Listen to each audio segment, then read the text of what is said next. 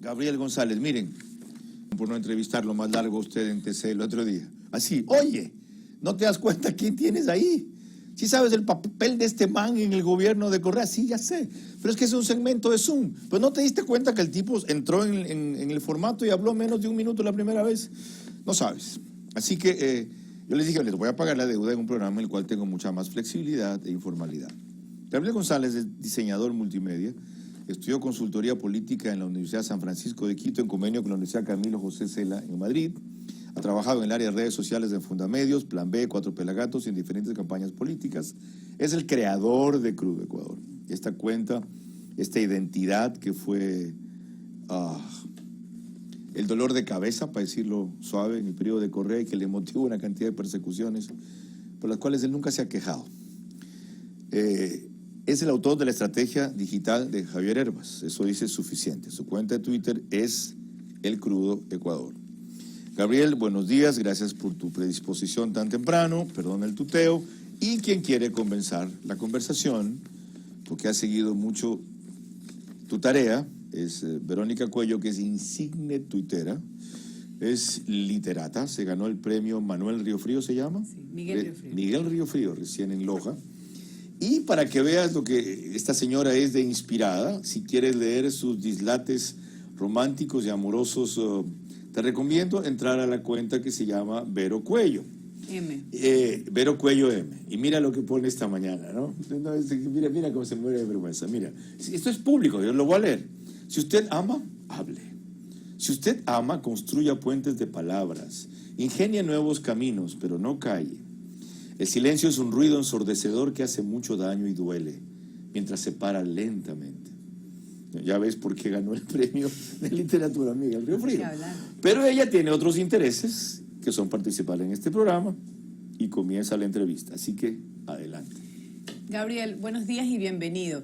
A mí me llama mucho la atención, luego de que toda la persecución que usted vivió durante el gobierno de Correa, ¿por qué elige regresar a la arena política asesorando a un candidato desconocido? Buenos días con todos. Muchas gracias por la entrevista primero. Y no es que regresé asesorando a Javier Herbas. Yo ya he trabajado en esto de la consultoría política, que serán unos 3 años más o menos. Justamente empecé luego de esta persecución que tuve con Correa, y el manejo de mis redes sociales, que se fueron inclinando un poco a la política, las manejaba de una manera empírica. Y luego justamente decidí estudiar esto como para tener un poco de conocimientos más técnicos, así que no es primera campaña en la que he estado. Okay. Lo que sí puede ser es primera presidencial y en la que yo tuve más chance de hacer muchas cosas, eso sí se podría decir. ¿Y cuál fue el primer paso para dar a conocer a Herbas? El primer paso, yo me basé mucho en lo que me pasó a mí cuando yo lo conocí. Cuando yo tuve la reunión con Javier, en realidad lo googleé porque no lo conocía, no aparecía claro. Casi en Google, en nada. Así que es lo que me pasó en la experiencia personal. Cuando yo lo conocí personalmente, me di cuenta que era una persona mucho más abierta, con una forma de conversar muy chévere. Entonces era muy diferente a las fotos que yo en ese tiempo lo tenía publicado en sus redes sociales. Entonces dije, o sea, esta persona es más. En mi primer comentario le dije, oye Javier, tú tienes en persona 10 años menos que lo que te están poniendo en redes sociales. Entonces desde ahí fue lo que empezamos a ver cómo transmitimos eso. Entonces dije, si es que este candidato conversara con 17 millones de ecuatorianos, mañana es presidente. Pero ¿cómo hacemos que lo logre? Exacto, esa es mi pregunta. ¿Cómo logra que haga clic un hombre que no es joven, tiene más de 40 años, pero que haga clic con los millennials, pero no solamente que haga clic y que enganche, sino que al mismo tiempo se sienta que su discurso es real, que se lo percibe como honesto? ¿Cómo logran eso? Bueno, primero que sí era real. Entonces sí, como te digo, no había algo fingido. Entonces eso creo que la gente tiene su percepción y su olfato cuando ves que algo le sale natural. Entonces no hubo cosas forzadas. El tema del scooter, que es lo que estamos viendo. Ese fue el primer TikTok que se hizo viral, justamente. Exacto. Por decir, ese video, creo que lo repetimos 2 o máximo 3 veces, y así era la mayoría de videos. Entonces no fue algo que en realidad Javier no le fluya, sino más bien eso era Javier, y por eso es que los videos salían tan rápido, y esa fue una de las ventajas al no tener un candidato al que se le fuerce a hacer algo que no es. Usted de repente tomó como referencia o estudió el fenómeno que es Bernie Sanders, porque él es un hombre de la tercera edad. Sin embargo, los jóvenes se conectan con él, se identifican con él. Bueno, no tanto Bernie Sanders, aunque no tiene tampoco la misma posición de Bukele, pero yo más o menos me fui por la campaña de Bukele. ¿Por qué? Porque era una campaña austera y aquí teníamos igual recursos muy limitados. Entonces yo me puse a ver los videos de Bukele y decía, oye, qué mal producidos esos videos, pero qué es lo que enganchaba, qué es lo que la gente comentaba en esos videos, y eso me llamó mucho la atención más bien. No tanto por la ideología ni porque sea el candidato similar, sino más bien, como te digo, por la falta de recursos de la campaña. Claro. Bueno, Gabriel, yo hasta aquí con mi participación. Continuamos con Carlos Vera para su entrevista. Ok, Gabriel, ya. Vamos con mi parte. 8:14. Algunas cosas. ¿Cómo descubriste el lenguaje, tanto gestual como verbal, que le generó esta identidad a Javier Hervas con los jóvenes? ¿Y cómo hiciste que la apropiación de sus causas o la identificación con ellas fuera auténtica, que no fuera forzada? Porque ahí viene el otro éxito. Si no es que el señor hacía lo que los jóvenes les divertía, les interesaba, sino que parecía o era auténtico. Justamente es que no fue algo que se planeó o que se forzó, sino Javier era así. Entonces lo que se trataba de hacer es que tenga un lenguaje y una forma de interactuar en cada red social. Entonces nosotros mandamos un mensaje en TikTok, que en realidad fue la red que más creció y que más nos ayudó a tener este enganche con los jóvenes. Y lo que hacíamos es, por decir, vamos a hablar del tema del embarazo adolescente. Y bueno, Javier, háblame de esto en 30 segundos. Entonces, y háblame en un lenguaje que los jóvenes te entiendan. Entonces, te mandaba la propuesta en ese lenguaje, en ese formato, y usábamos justamente las herramientas de TikTok. En Twitter hay que hablar de eso, pero en 180 caracteres. ¿Cómo lo manejamos? Entonces, en Facebook tenemos un poco más de tiempo, entonces podemos extendernos más. En Instagram tenemos que hacer que esto se vea bonito. Entonces, de esa manera, ¿cómo lo diseñamos para que en un carrusel tú puedas plantar estas ideas en 10 fotos o máximo 10 fotos, pero por lo general eran 5 o 4 fotos? Okay. Entonces, eso fue más o menos como la estrategia de ir segmentando en cuestión a cada red social. Gabriel, perdón. Ese es un trabajo el hijo de madre. ¿Cuánta gente trabaja o trabajó contigo en la parte de ejecutar todo esto? Normalmente teníamos más o menos unas 8 personas con las que estábamos trabajando. Imagínate, para una campaña presidencial es súper pequeño el equipo. Así es. Pero luego, como ya tuvimos mucha interacción, muchas cosas que hacer, en el último mes se aumentaron otras 8 personas más, se podría decir. Pero no fue un equipo de 16 constantes, sino fuéramos, al inicio éramos 3, después 4, 5, 8, y luego ya te digo, nos tocó igual hacer unos spots con una agencia, ya empezamos a crecer, pero todo dentro de limitaciones económicas. Yo sé, fenomenal. Javier, otra clave, me contabas tú el otro día en el programa ETC, es que él contestó todos. Era imposible que físicamente conteste todos. ¿Cómo hacía el equipo que contestaba por él, pareciendo o proviniendo de él? Ya, en esta parte te comento.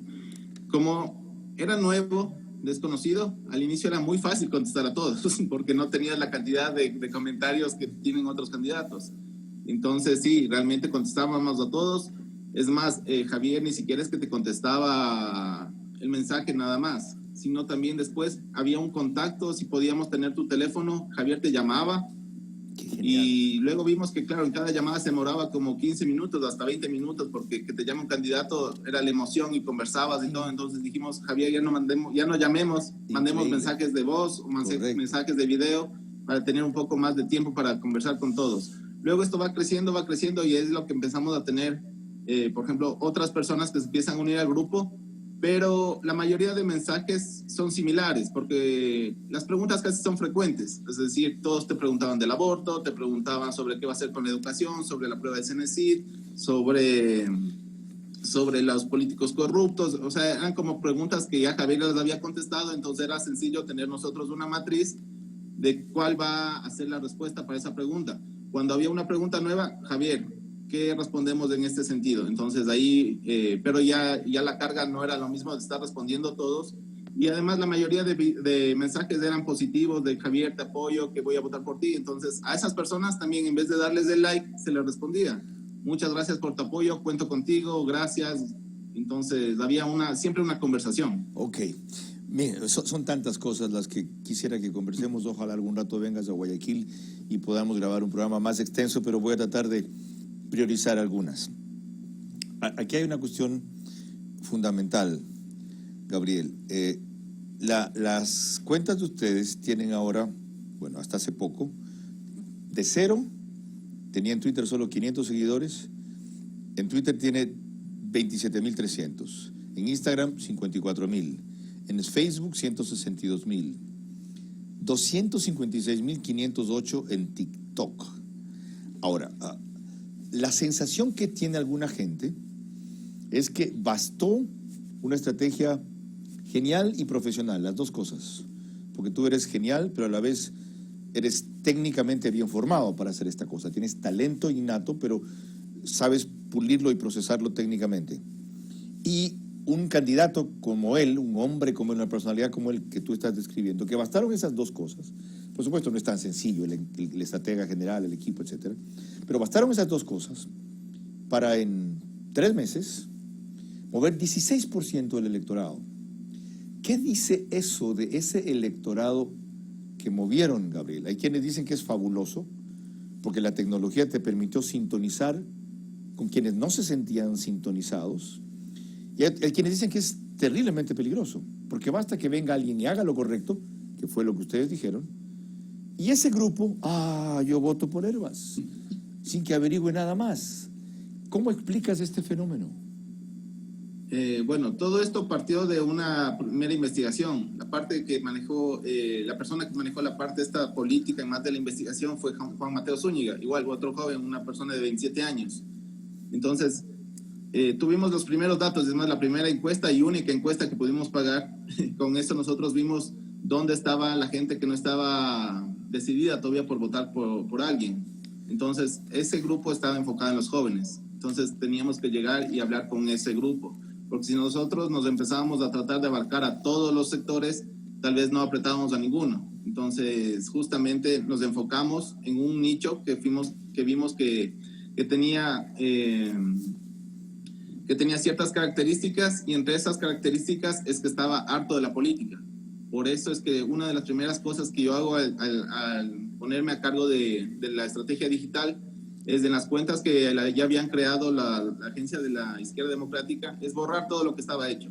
¿Por qué? Porque todo era naranja, todo era brandeado, todo decía vota todo 12, la típica cuenta de partido político. Entonces, si nosotros queríamos dar a conocer a alguien y no hacerlo ver como político, eso era lo primordial. Por eso es que tú ves en los videos, en el material de Javier, un día aparece con una camisa naranja, otro día con la blanca, otro día con una chompa roja, otro día con una chompa café. O sea, era mostrarlo como ciudadano, no como político. Okay. Y de esa manera creo que nos fuimos abriendo espacio entre los jóvenes. Ya, Gabriel, hablemos un poco, si no te molesta, de lo personal, aunque no de lo íntimo. Para quienes no lo recuerdan, Crudo Ecuador fue objeto de una persecución terrible en el gobierno de Correa. Le mandó Fernando Alvarado fotos con la esposa e hijos de él. Para sentirse más seguro se vino a vivir a Guayaquil un tiempo Gabriel y formuló una denuncia en el puerto principal porque le mandaron acá también un texto que decía: te felicito, estás de vacaciones en Guayaquil con un ramo de flores. Vemos a tus hijos y esposas felices. Seguiremos pendientes de ti. ¿Ya? Lo convirtió en una denuncia en la fiscalía y aquí no consideraron a eso una amenaza. ¿Cómo pudiste sobrellevar esto, no irte del país? Bueno, aquí unas aclaraciones. No me mudé a Guayaquil si no era tiempo de de carnaval justamente casi por estas fechas y lo que hice es salirme en las vacaciones que tenían mis hijos de la escuela e irnos para allá. Porque las fotos tampoco me las mandó Alvarado, sino me las publicaban en Twitter. Había gente que ya me estaba siguiendo, entonces yo estaba en un centro comercial con mis hijos y alguien me tomaba una foto. Me estaba yendo en el carro a algún lado, me tomaban una foto. Mis hijos estaban cogiendo el bus escolar y alguien les tomaba la foto. Entonces era ese tipo de acoso. Entonces justamente dijimos, hasta que pase esto y Correa me mencionaba cada sabatina y decía, vamos a dar con esta persona, vamos a ver si es que sigue siendo tan jocoso cuando salga del anonimato. Entonces ya fue tanta presión que más bien decidimos irnos para Guayaquil y allá fue que me llegó un ramo de flores con esta carta en la casa de mi cuñada. ¿Sí? ¿Cómo manejaste eso? Claro, en ese tiempo todos asustados, nuevitos, en esto de la política y todo lo demás, todos los que vivían en la casa de mi cuñada muy asustados, no querían salir para ningún lado. Y bueno, hicimos la denuncia, no me la aceptaron y lo que hice en ese momento sí fue dejar la página, la que yo manejaba en ese tiempo, que era la cuenta del Club de Ecuador. Dejé ahí la página más o menos botada por unos 2 años. Entonces, como que en ese tiempo uno ya va recapacitando, va viendo que justamente ya el gobierno ya no tenía la misma fuerza que tuvo en ese tiempo cuando me estaba atacando. Entonces vi a la posibilidad como de regresar y fue que luego de 2 años de que la página estuvo ahí inmóvil, otra vez la retomé. Sí sabes qué eres, ¿no? ¿No? Necio y valiente. Gracias. Gabriel, gracias por tu ejemplo y por tu talento, de verdad. No necesito decir más, tu historia se escribe sola. 8:24.